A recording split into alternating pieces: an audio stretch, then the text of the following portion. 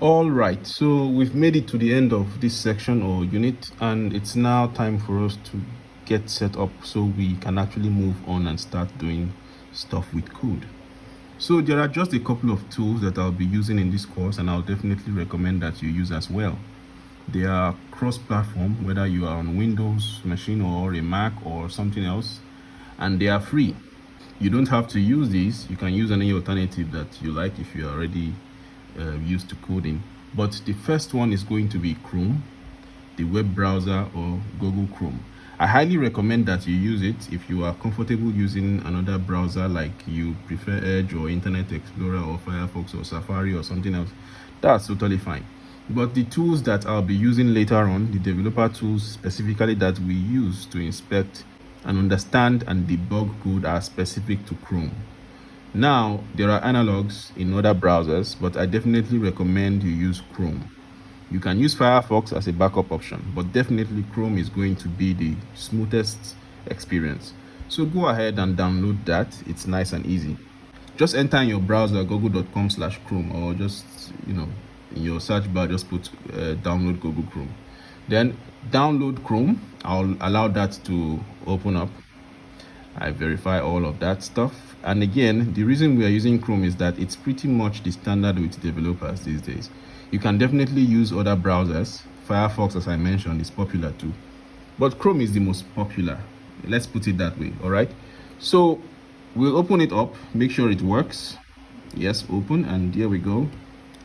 We've got Chrome open. Congratulations to us.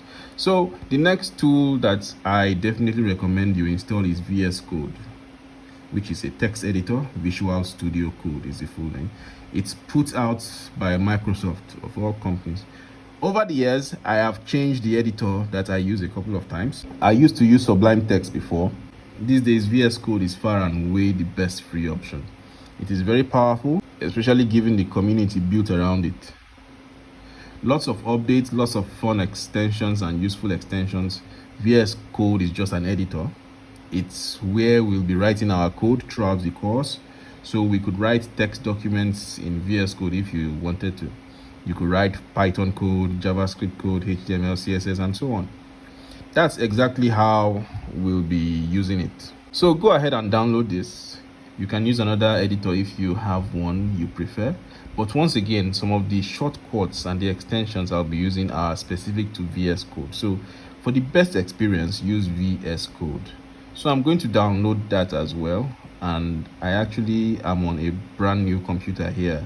I just bought this, so I don't have any of this installed. I might still switch to my HP later on, but usually I have to fake it and pretend I'm installing things that I've already installed when I'm one-on-one with the student. But I'm actually going through the process just like you might be as I'm recording this.